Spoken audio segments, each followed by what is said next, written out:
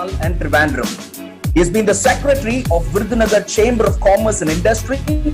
He is a Rotarian, major donor, Polaris Society member. This profile is outdated, friends.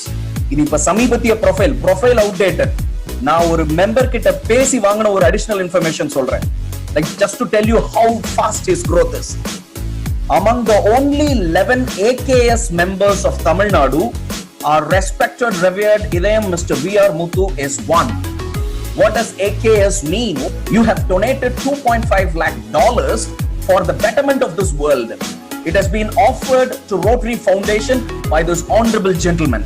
And that in the profile illa. And like Rotary members would very clearly acknowledge how big his achievement is connecting to AKS. And yes, Idayam recognizes outstanding sportspersons of Virudhunagar along with the Rotary Club of Virudhunagar every year. And this has been happening since 2002. 2002 la perakavanga sila per indha meeting la nama irukrom. He is the president of Viditsia since 2019. He has been the patron of Idayam Rajendran Residential School, Madurai, since 2005. Idayam supports Natya Anjali, a cultural where 100 dancers participate. Idayam has been conducting Nannari competition, which is based on the traditional Tamil literature like Aatichudi, Kondrai Vedan, Nannari, Naladiyar, and this project has been functioning since 1992. And many would have been born in 1992. He has appeared on Vijay TV, Unnal Mudiyum, which was compared by Niya Nana Mr. Gopinath. He has appeared on News 7 TV, Pesum Thalaimai by Mr. Vijayan. In the year 2016, he was awarded Bharat Ratna Dr. APJ Abdul Kalam Award for his contribution as an entrepreneur by St. Joseph's College, Trichy.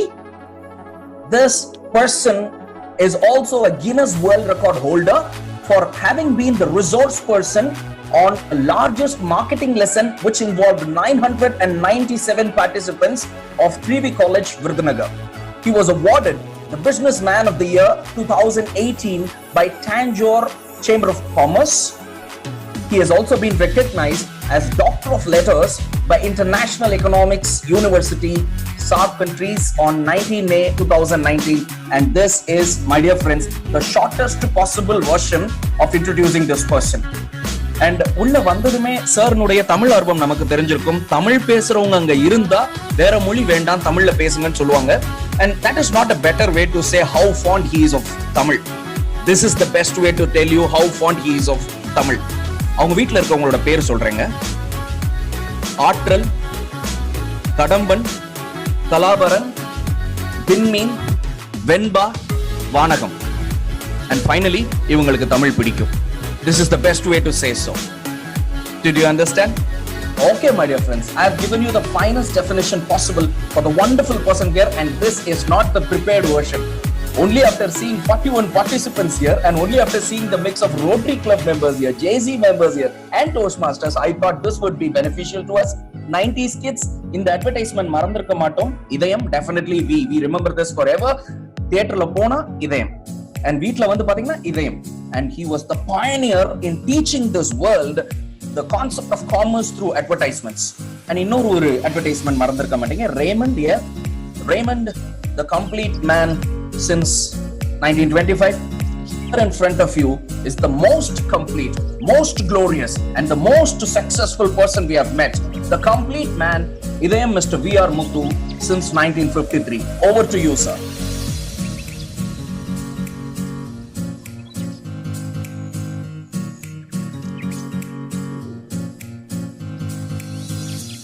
Shall I go ahead?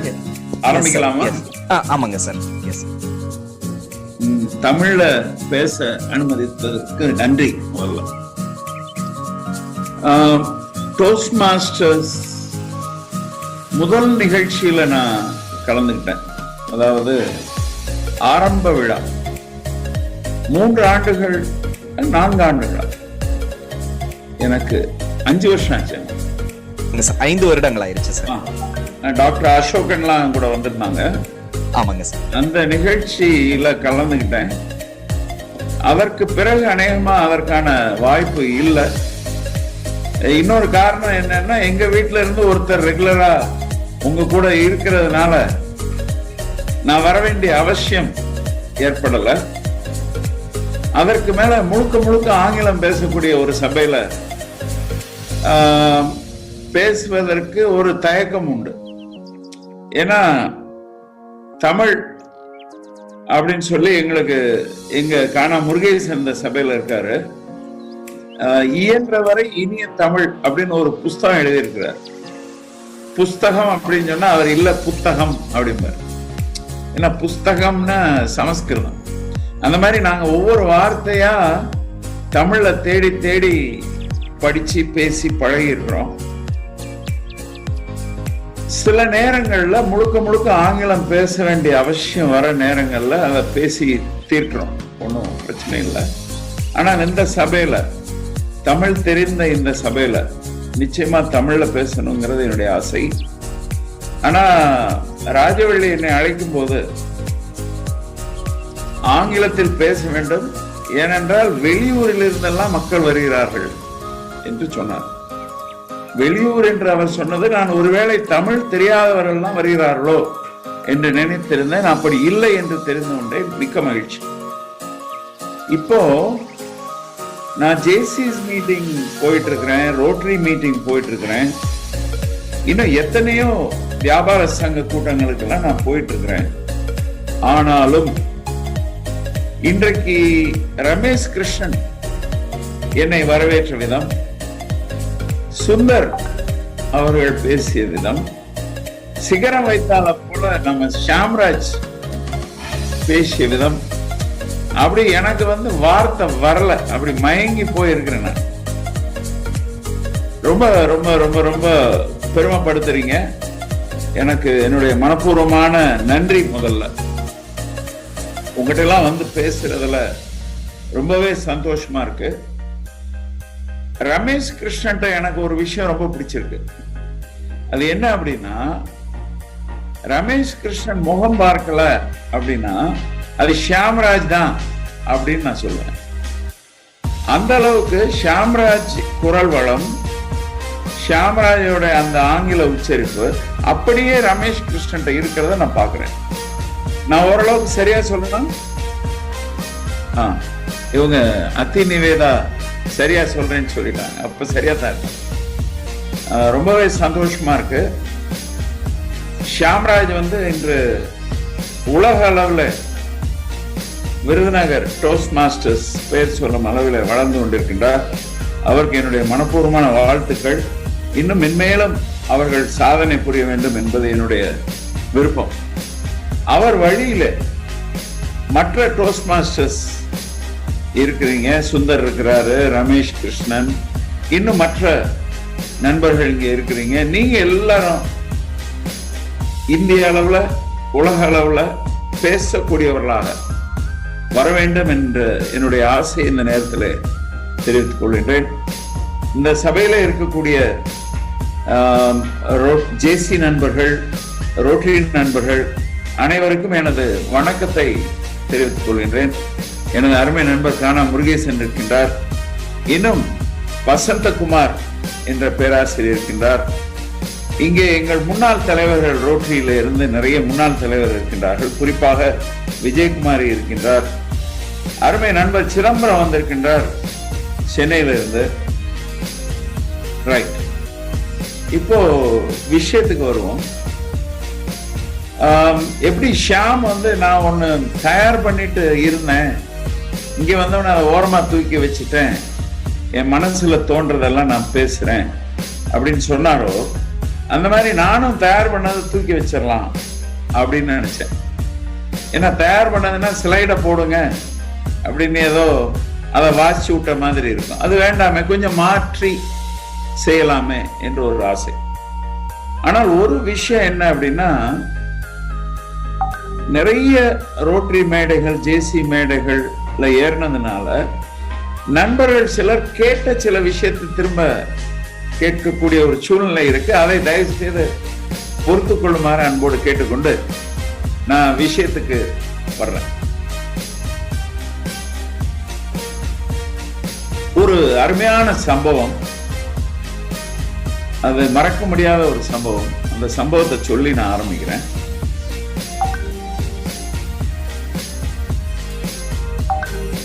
பாம்பேல எங்க விநியோகஸ்தர் second show பார்த்துட்டு இருக்கிறாரு. அவருக்கு ஒரு phone call வருது. அவர் phone attend பண்றாரு. போன்ல சொல்றாங்க, அவசரமா 2 லிட்டர் இதயம் நல்லெண்ணெய் உடனே வேணும் அப்படிங்க. ராத்திரி 9 மணி. அங்க வந்து 9 மணிக்கு செகண்ட் ஷோ. அங்க டைம் பாம்பே டைம் அப்படி. இவர் உடனே போனை கட் பண்றாரு. எங்க டிஸ்ட்ரிபியூட்டர் கொஞ்சம் இரிட்டேஷன். என்னடா அது ராத்திரி தொந்தரவு பண்றாங்களே. திரும்ப போன் வருது. கூப்பிடுறவர் சொல்றாரு, போனை கட் பண்ணாதீங்க, 2 லிட்டர் இதயம் நல்லெண்ணெய் அவசரமா தேவைப்படுது. இப்போ டெலிவரி கொடுங்க. நைட் பிளைட்ல டெல்லி போகணும். நாளைக்கு மார்னிங் பிளைட்ல மாஸ்கோ போகணும். நாளை மறுதினம் பிரைம் மினிஸ்டர் நரேந்திர மோடியோட பிரேக்ஃபாஸ்ட்ல இட்லி இருக்கு, சாம்பார் இருக்கு, பொடி இருக்கு.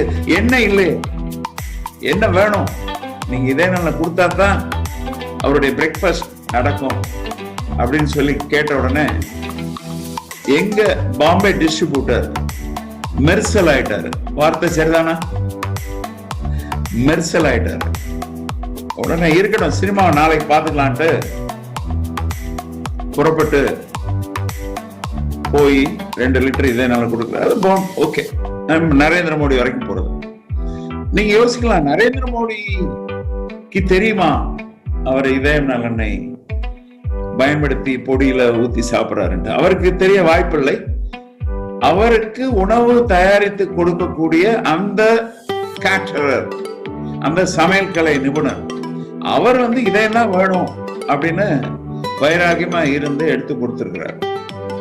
நண்பர்களே, வெற்றி மந்திரங்கள்ங்கிறது எனக்கு கொடுக்கப்பட்ட தலைப்பு, சக்சஸ் மந்த்ராஸ். வெற்றி வேண்டுமா?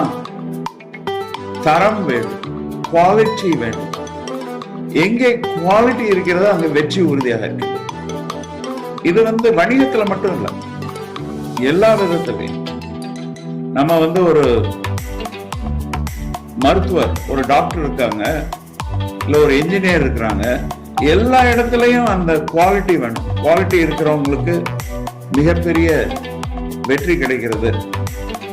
குவாலிட்டி ப்ராடக்ட்ஸ் நீங்க கொடுத்தீங்கன்னா பிரைம் மினிஸ்டரே உங்க கஸ்டமர் ஆவாரு என்பதை சொல்லி நான் எனது உரையை நான் ஆரம்பிக்கிறேன். பாம்பேல படிக்கக்கூடிய ஒரு வாய்ப்பு கிடைச்சது. பாம்பேல ஏன் படிச்சேன் அப்படின்னா அதற்கு ஒரு முக்கியமான காரணம், முழுக்க தமிழ் மீடியத்துல படிச்சேன் நான். 12வது 12 கிடையாது, 11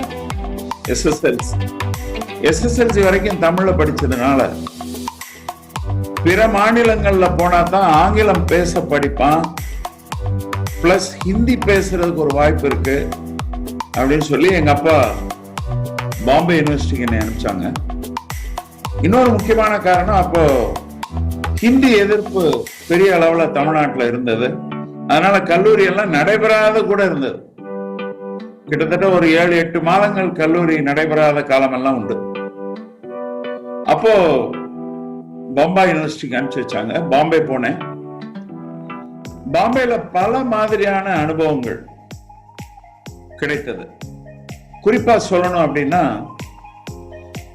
ஒரு வருஷம் என்னுடைய ரூம்மேட் குஜராத்தி, ஒரு வருஷம் ரூம்மேட் வந்து அரபு நாட்டை சேர்ந்தவர், ஜோர்டான் நாட்டை சேர்ந்த அரபிக், நாஜா அல் ஃபத்தேன் அவர் பேரு, யூசுப், நாஜா யூசுப், நாஜா அல் யூசுப் வரும்.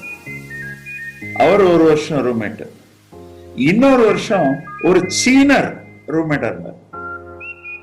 அந்த சீனர் வந்து மலேசியன் சைனீஸ். அவரு சைனீஸ் தான், மலேசியால தொடர்ந்து இருந்ததுனால மலேசியன் சைனீஸ் சொல்றாங்க.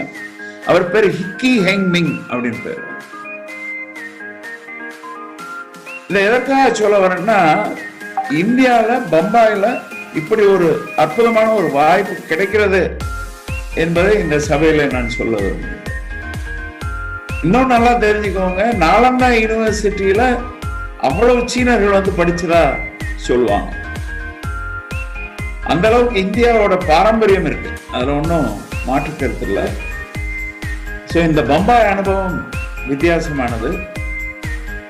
விருதுநகர்லயே உங்களுக்கு எல்லாருக்கும் தெரியும் ஹிந்தி பிரேமி மண்டல் அப்படின்னு ஒண்ணு இருந்தது. நீங்க எல்லாம் சின்ன பையங்கன்னு நினைக்கிறேன் எல்லாருமே.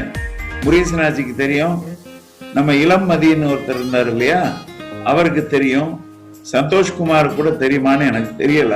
ஹிந்தி பிரேமி மண்டல் அப்படின்னு ஒரு டியூஷன் சென்டர், அங்க பிராத்தமிக், மத்தியமா, ராஷ்டிர பாஷா, பிரவேசிகான்னு சொல்லி ஹிந்தி சொல்லி கொடுக்கக்கூடிய ஒரு பள்ளிக்கூடம்.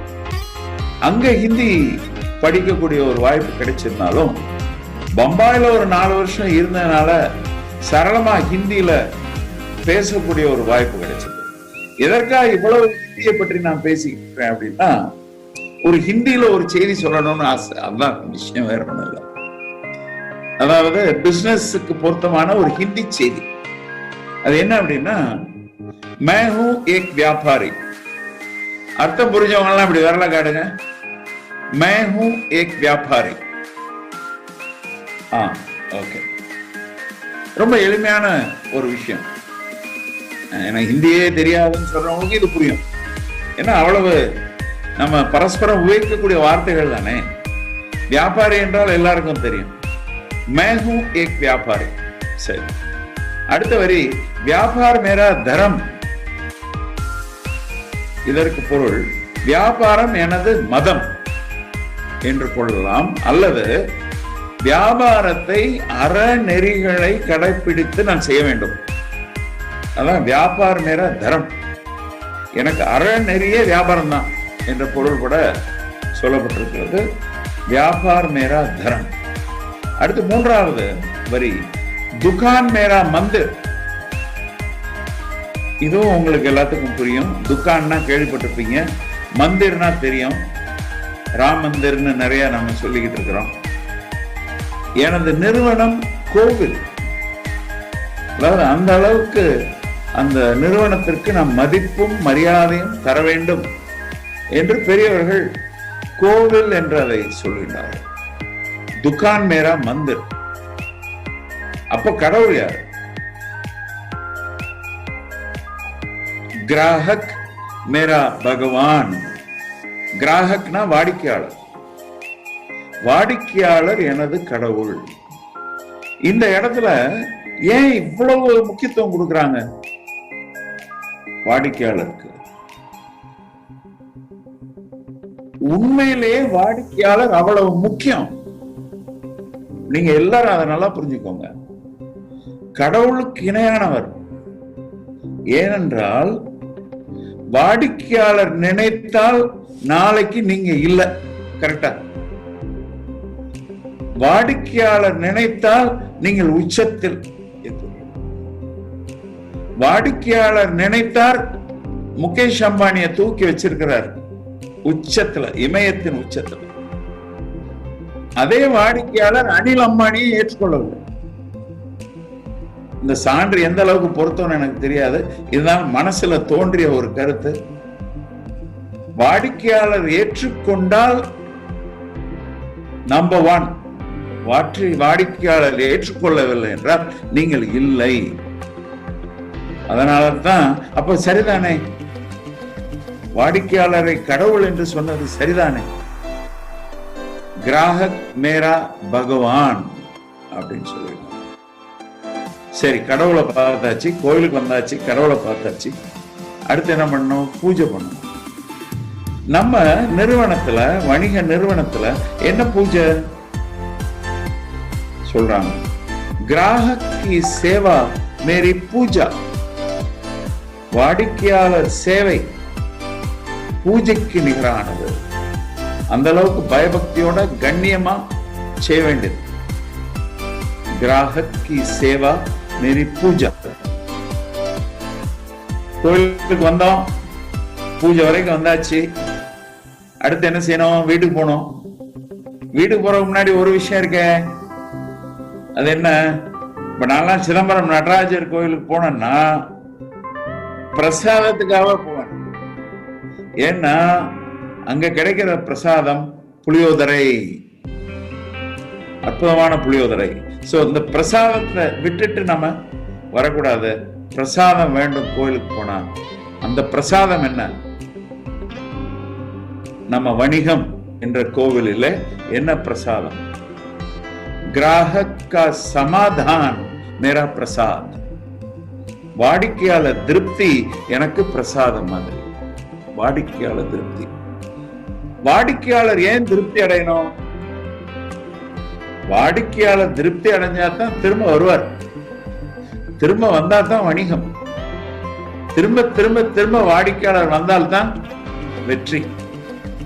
சோ வெற்றிக்கு அடிப்படை வாடிக்கையாளர். வாடிக்கையாளருக்கு தேவை குவாலிட்டி. இந்த இடத்துல ரொம்ப முக்கியமான விஷயம். ஏற்கனவே நரேந்திர மோடி விஷயத்துல நம்ம குவாலிட்டி தான் சொல்லி இருக்கிறோம். இப்பவும்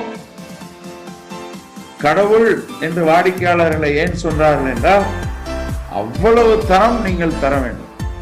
கடவுள் இன்னைக்கு விருந்துக்கு வந்துட்டாருன்னா எவ்வளவு அருமையா சாப்பாடு போடுங்க இல்லையா?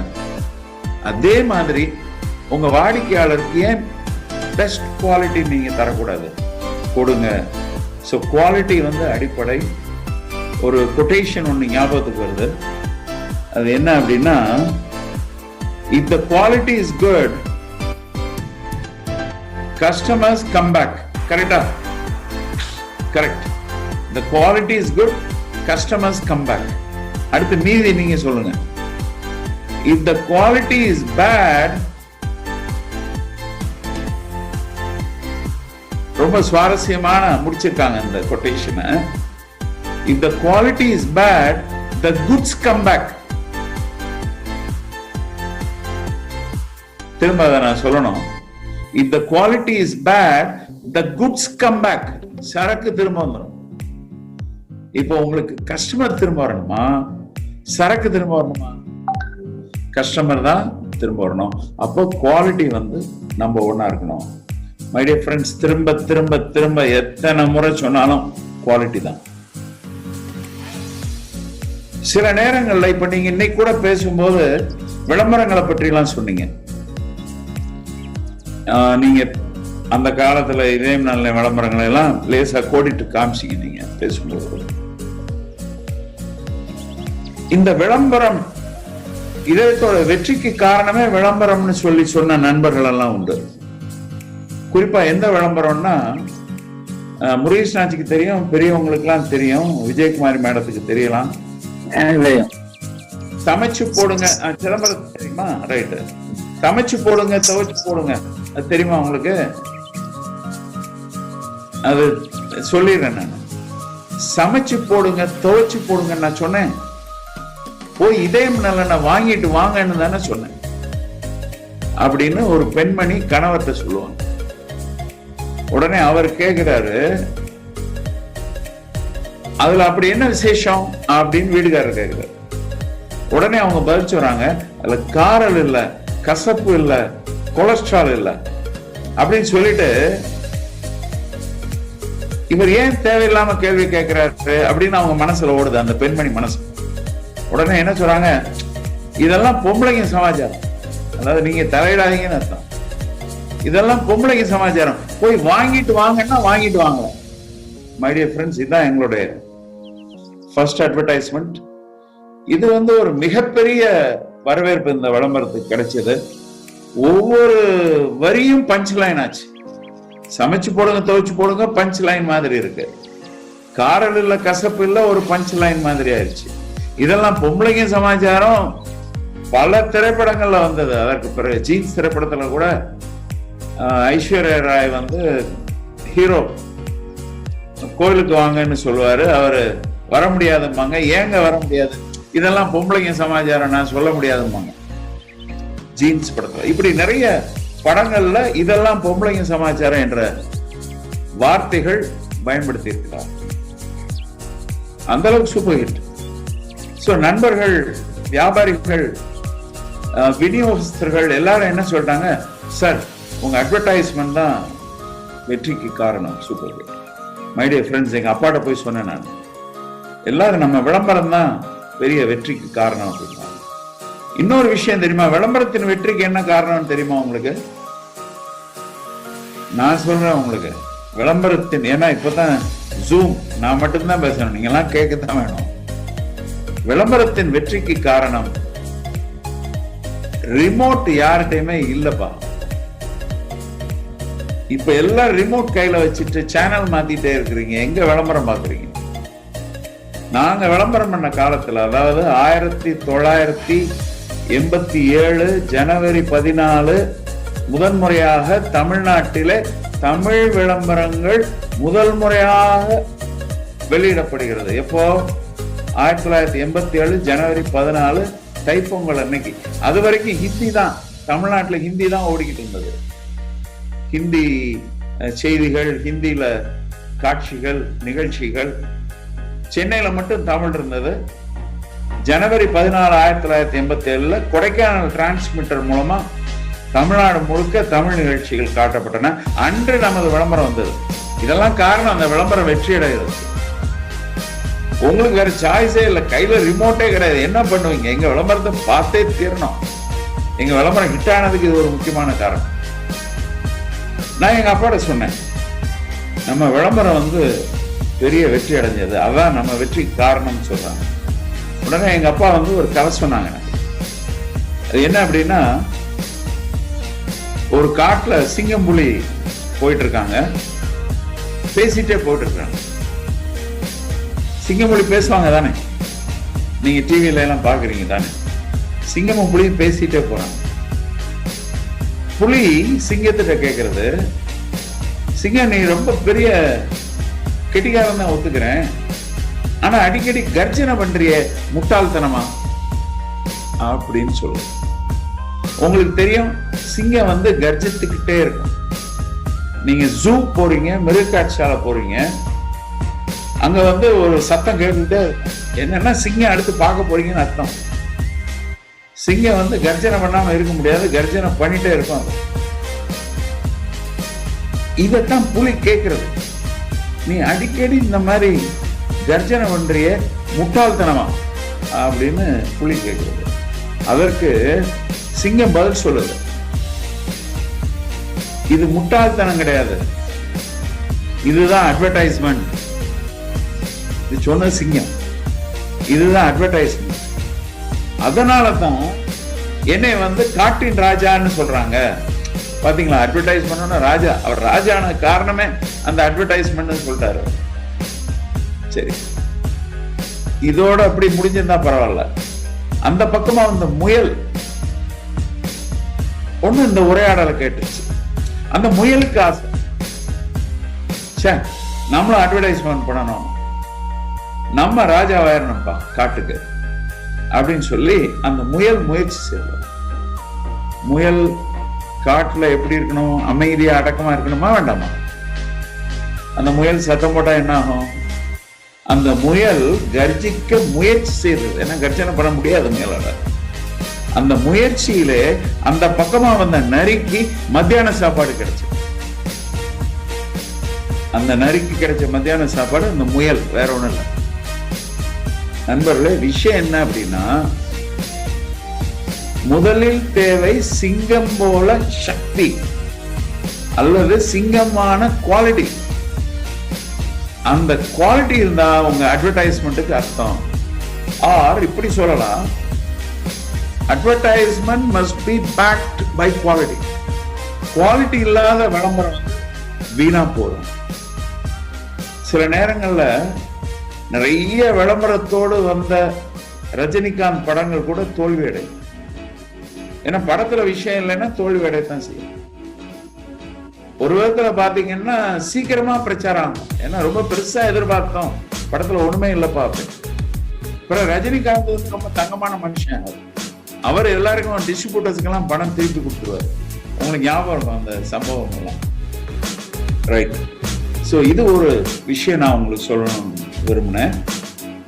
Advertisement cannot carry the product. Quality is important, my dear friends. இந்த இடத்துல எனக்கு கொடுத்த நேரம் வந்து இன்னொரு 10 நிமிஷம் இருக்கா? ரமேஷ் கிருஷ்ணன், இன்னொரு 10 மினிட்ஸ் இருக்கா?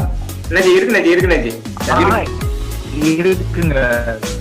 நல்லது நல்லது நல்லது நல்லது. 10 நிமிஷம் நிச்சயமா நான் பேசுறதுக்கு விஷயம் வச்சிருக்கேன். ரைட். சுகி சிவம் உங்க எல்லாருக்கும் நல்லா தெரியும். சொல்லின் செல்வர் அப்படின்னு அவருக்கு பேரு. அவரு நிறைய அவர் வாழ்க்கை அனுபவங்களை எடுத்து சொல்லுவாரு, பல இடங்கள்ல வந்து பேசுவாரு. ஒரு குறிப்பிட்ட அனுபவத்தை சொல்லலைன்னா நான் எழுந்து அந்த அனுபவம் நீங்க சொல்லுங்க அப்படின்னு கேட்டு வாங்குறது உண்டு. நேர் விருப்பம் அப்படின்னு சொல்லி அதை சொல்லுவாரு. அது என்ன அப்படின்னா, சுகி சிவம் அவர்கள் இருந்தது கோயம்புத்தூர்ல. முன்னால அவருடைய 2 பெண்களும் படிச்சுக்கிட்டு இருந்தாங்க. 2வது பொண்ணு ஸ்கூல்ல இருந்து வீட்டுக்கு வராங்க. பையெல்லாம் தூக்கி போட்டு அப்படி ஜாலியா சுத்திக்கிட்டு இருக்கிறாங்க வீட்டுல. அப்போ சுகி சிவம் கூப்பிடுறாரு, மகளே மாடியில என் கண்ணாடி வச்சுட்டு வந்துட்ட, நீ கண்ணாடி எடுத்து கொடுமா அப்படின்னு கேட்கிறாரு. இப்ப அத்தி நிவேதாலாம் இருந்தா என்ன செய்வாங்க?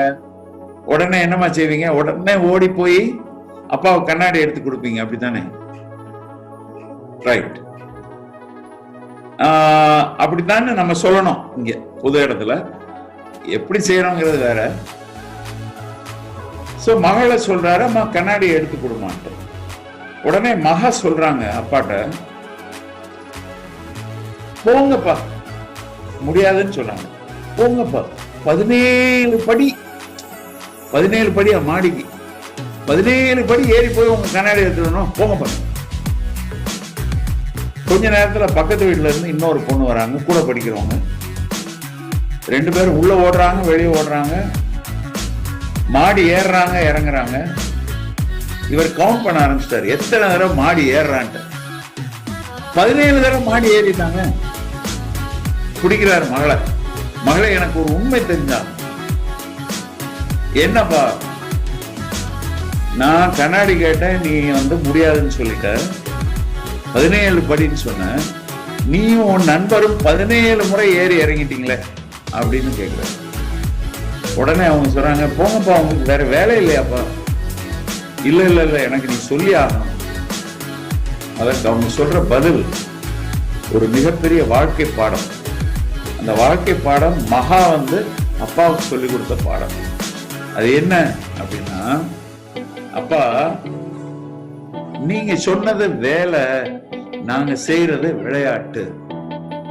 நண்பர்கள் எப்போ விஷயத்தை வேலை என்று எடுத்துக்கொண்டு செய்கிறீர்களோ அது ரொம்ப பாரமான ஒரு விஷயம், ரொம்ப பாரமான ஒரு விஷயம். எப்போ அதை விளையாட்டுன்னு எடுத்து செய்றீங்களோ அப்ப ஒரே இன்னொரு சான்று நான் சொல்லணும். என்னுடைய தம்பி சத்யம், அவர் ப்ரொடக்ஷன், நான் மார்க்கெட்டிங். பிசினஸ்ல ரொம்ப முக்கியமான 2 விஷயங்கள், ஒருத்தர் தயாரிக்கிறார், ஒருத்தர் விற்கிறார், இல்லையா? அப்பா ரொம்ப நாளா நீ தயாரிப்புல இருக்கிற, ரொம்ப நாளா நான் மார்க்கெட்டிங்ல இருக்கிறேன். ஒரு 3 வருஷத்துக்கு நான் தயாரிப்புக்கு வந்துடுறேன், நீ மார்க்கெட்டிங் வந்துடுன்னு நான் அவர்கிட்ட சொல்றேன்னு வைங்க. மை டியர் ஃப்ரெண்ட்ஸ், மிகப்பெரிய சிக்கல். ஏன்னா என்னுடைய விருப்பம் அல்லது என்னுடைய பேஷன், என்னுடைய ரசனை வந்து விற்பனையில இருக்கு, என் தம்பியோட ரசனை வந்து உற்பத்தியில இருக்கு. சோ அவரவருக்கு எது சரியோ அதுதான் அவரவருக்கு பண்ண முடியும். அது தவிர இன்னொன்னுல நம்ம ஈடுபடுறதுங்கிறது முடியாது. அதனால வெற்றி அடைய வேண்டும் என்றால் உங்களுக்கு என்ன பிடித்திருக்கிறதோ அதில் ஈடுபடுங்கள். நிச்சயமாக கெமிஸ்ட்ரி பிடிச்சிருக்கா, உங்கள் எதிர்காலம் கெமிஸ்ட்ரி. அதுல கான்சென்ட்ரேட் பண்ணுங்க. அதுல மிகப்பெரிய வெற்றி உங்களுக்கு காத்திருக்கின்றது. ஆங்கிலத்துல ஒரு அருமையான கொட்டேஷன் இருக்கு, அதை நான் இந்த இடத்துல சொல்லி ஆகணும். Do the job you love. You don't have to work. பிடித்த வேலையை செய்யுங்கள். வாழ்க்கையில் ஒரு நாள் கூட வேலை செய்ய வேண்டாம். யோசிச்சு பாருங்க, என்ன அருமையான வாழ்க்கை. ஒரு நாள் கூட வேலை செய்ய வேண்டாம். எவ்வளவு சந்தோஷமான விஷயம். நீங்க நினைக்கலாம் வேலையே சந்தோஷமா செய்வோம், அது வேற. இருந்தாலும் நம்ம காலையில இருந்து ராத்திரி வரைக்கும் விளையாட்டு தான் என்றால் மகிழ்ச்சியான விஷயம். நமது வேலையை அப்படி ரசித்து ருசித்து நாம் செயல்பட்டால் வெற்றி, மாபெரும் வெற்றி நமக்கு காத்திருக்கும். இந்த இடத்துல ஒரு பழமொழி எனக்கு ஞாபகம் வருது. கரும்பு தின்ன கூலியா அப்படிமா. கரும்பு தின்ன கூலியானா என்ன அர்த்தங்க? இப்ப ஒருத்தர் கூப்பிடுறீங்க, அவருக்கு கரும்பு கொடுக்குறீங்க, தம்பி சாப்பிடு ராஜா அப்படிங்கிறீங்க. அவர் நம்ம கம்பெனியில வேலை பார்க்கிறவரு, சந்தோஷமா சாப்பிடுறாரு. கரும்பு சாப்பிட்டுட்டு, அம்மா நான் கரும்பு சாப்பிட்டேன், எனக்கு ஒரு 100 ரூபாய் கூலி தரீங்களாமான்னு கேட்கலாமா? முடியவே முடியாது. ஏன்னா கரும்பு சாப்பிடுறது ஒரு வேலை கிடையாது. அவர் இப்ப வேலை பார்க்கிற நாள் பூரா வேலை பார்க்கிறாரு, அவருக்கு 200 ரூபாய் நீங்க கூலி கொடுக்குறீங்க, புரியுது. ஆனா அவர் பண்ணதே கரும்பு சாப்பிட்டுட்டு இருக்காரு. கரும்பு சாப்பிடுறதுக்கு எதுக்கு கூலி? வேண்டியதில்லை தானே? வேண்டியதில்லை. ஏன்னா கரும்பு சாப்பிடுறதே இனிப்பான விஷயம், சந்தோஷமான விஷயம் நண்பர்களே. ஆனா உண்மையில என்ன நடக்கு தெரியுமா? இன்னைக்கு உலகம் பூரா கரும்பு சாப்பிட்டு கூலி வாங்குபவர்கள் நிறைய பேர். நிறைய பேர்ல எல்லாரும் எல்லாரும் நீங்களும் இந்த சபையில இருக்கிற ஒவ்வொருவரும் கரும்பு சாப்பிட வேண்டும், கூலி வாங்க வேண்டும். ஒரு விஷயம் சொல்லிக்கிறேன், இந்த பழமொழிக்கு எதிர்ப்பா பேசிக்கிட்டு இருக்கப்போ, பழமொழிப்படி கரும்பு சாப்பிட கூலி கிடையாதுங்கிறதுதான் பழமொழி. ஆனா நம்ம புதுமொழி, கரும்பு சாப்பிடுங்க, கூலி வாங்குங்க. ஒரே ஒரு உதாரணம் சொல்லிடுறேன் அதுக்கு. எஸ்பி பாலசுப்ரமணியம் நல்லா குணமாகி அவர் வரணும். எஸ்பி பாலசுப்ரமணியத்தை நம்ம ஒரு கச்சேரி கூப்பிடுறோம் விருதுநகர்ல. டோஸ்ட் மாஸ்டர்ஸ் புதுதா ஒரு கட்டடம் கட்டணும் அப்படின்னு ரமேஷ் கிருஷ்ணன் முடிவு பண்றாரு. வர சொல்றோம். நிறைய டிக்கெட்ஸ் எல்லாம் விற்கிறோம். 1000 பேர் கூடியாச்சு. எஸ்பி பாலசுப்ரமணியம் வந்தாச்சு. கச்சேரி நடக்கிறது. பிரமாதமான கச்சேரி. எஸ்பி பாலசுப்ரமணியம் கஷ்டப்பட்டு பாடுவாரா, சந்தோஷமா பாடுவாரா? ரொம்ப சந்தோஷமா பாடுவார், ரொம்ப உற்சாகமா பாடுவார். காதல் பாட்டுல அப்படி காதல் ததும்ப ததும்ப பாடுவார். சோக பாட்டுல லைட்சி பாடுவார், தன்னை அர்ப்பணிச்சு பாடுவார். மொத்தத்துல அவருக்கு நாம கொடுக்கிற அந்த 1.5 மணி நேர பாடும் வாய்ப்பு இருக்கு பாருங்க. அவர் இறைவனோடு இணைந்து கனெக்டட் டு காட் மாங்க பிரம்மகுமாரி. அப்படி இறைவனோடு இணைந்து நமக்கு ஒரு அற்புதமான என்டர்டைன்மெண்ட் நம்ம கொடுக்குறாரு. சரியா? நிகழ்ச்சி முடியுது. நிகழ்ச்சி முடிஞ்ச உடனே நம்ம ரமேஷ் கிருஷ்ணன் என்ன செய்வாரு? எஸ்பி பாலசுப்ரமணியத்துக்கு செக் கொடுக்கணுமா? ரமேஷ் கிருஷ்ணன் என்ன நடக்குதுன்னா, எஸ்பி பாலசுப்ரமணியம் செக் புக் எடுத்து ரமேஷ் கிருஷ்ணனுக்கு செக் போடுறாரு. சரிங்களா? சாத்தியமா? அது நடக்குமா? நடக்காது. எஸ்பி பாலசுப்ரமணியத்துக்கு தான் நாம தான் செக் கொடுக்கணும். எஸ்பி பாலசுப்ரமணியம் இவ்வளவு நேரம் என்ன பண்ணாரு? கரும்பு சாப்பிட்டாருங்க. அவர் பிடிச்சதை செஞ்சாரு. எஸ்பி பாலசுப்ரமணியம் கூப்பிட்டு ஷட்டில் விளையாட சொல்லி அதுக்கு நாம ஏதாவது சார்ஜஸ் கொடுத்தா அர்த்தம் இருக்கு. ஏன்னா அவரால் முடியாது, ஷட்டில் விளையாட முடியாத செஞ்சிருக்காருப்பா, அவருக்கு ஒரு சன்மானம் கொடுப்போம்னு அர்த்தம். பட் அவரால் எதை சிறப்பா செய்ய முடியுமோ அதை செய்ததற்கு அவருக்கு சன்மானம். மை டியர் ஃப்ரெண்ட்ஸ், ஒரே ஒரு நிபந்தனை. எஸ்பி பாலசுப்ரமணியத்துக்கு எப்போ நீங்க இந்த 15 லட்சம் ரூபாய்க்கு செக் கொடுக்குறீங்க 1.5 மணி நேரம் பாடினதுக்கு, ஒரே ஒரு காரணம், is the best in the world. இதைத்தான் ராபின் சர்மா BIW சொல்றாரு. எப்போ நீங்க பெஸ்ட் இன் த வேர்ல்ட், உங்க துறையில ஆகுறீங்களோ, அப்ப நீங்களும் என்ன செய்யணும்?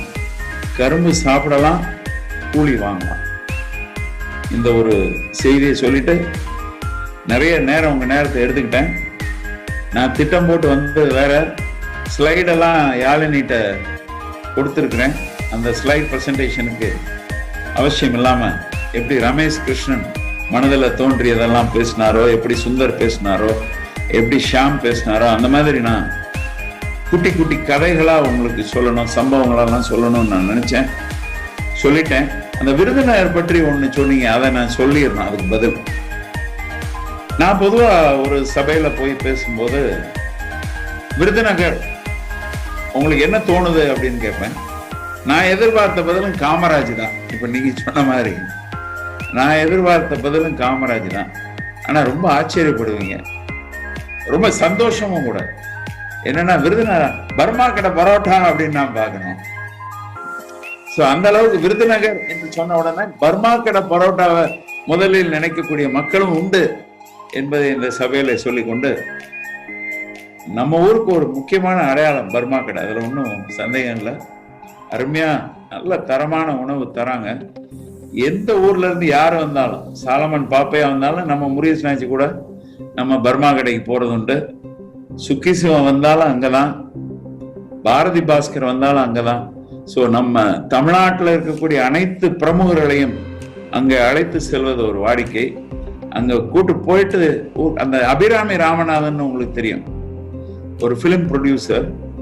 அபிராமி தியேட்டர்ஸ் எல்லாம் வச்சிருக்கிறாங்க சென்னையில, மிகப்பெரிய செல்வந்தர், ஒரு ரொட்டேரியன் பிடிஜி. அவரு மேடையில வந்துட்டாருன்னா, விருதுநகர் நிகழ்ச்சியில மேடையில வந்துட்டாருன்னா பர்மா கடையை பற்றி பேசாம அவர் பேசுறது இல்லை. நம்ம விஜயகுமாரி மேடம் மற்றவங்களுக்கு எல்லாம், வடிவேலுக்கெல்லாம் நல்லாவே தெரியும். ரொம்ப ரொம்ப சந்தோஷம். இன்னைக்கு டோஸ்ட் மாஸ்டர்ஸ் ஆக்டிவிட்டி எதுவும் இல்லையா? இனிமேல் இருக்கா? இனிமேல் ஒரு செக்ஷன் இருக்குங்க சார், ஒரு செக்ஷன், சின்ன செக்ஷன். என்னை முன்னால் அனுப்பியதற்கு எனது மனப்பூர்வமான நன்றிதனை கூறி, வாய்ப்புக்கு நன்றி கூறி நிறைவு செய்கின்றேன். நன்றி, வணக்கம். Thank you very much. Thank you so much, sir, for the wonderful presence. In fact, இவ்வளோ நல்ல ஸ்பீச்சுக்கு பின்னாடி சொல்ற ஒரு விஷயம் இல்லை, but for your information friends, sir பேசிட்டு இருக்கும்போது மெல்ல அப்படியே நம்ம ஸ்கிரீனை ஸ்கேன் பண்ணேன். உள்ள இருக்கக்கூடிய மெம்பர்ஸ்ல நிறைய பேர் ஆர்டன்ட் ஸ்பீக்கர்ஸ், நிறைய பேர் வெரி பவர்ஃபுல் பப்ளிக் ஸ்பீக்கர்ஸ்.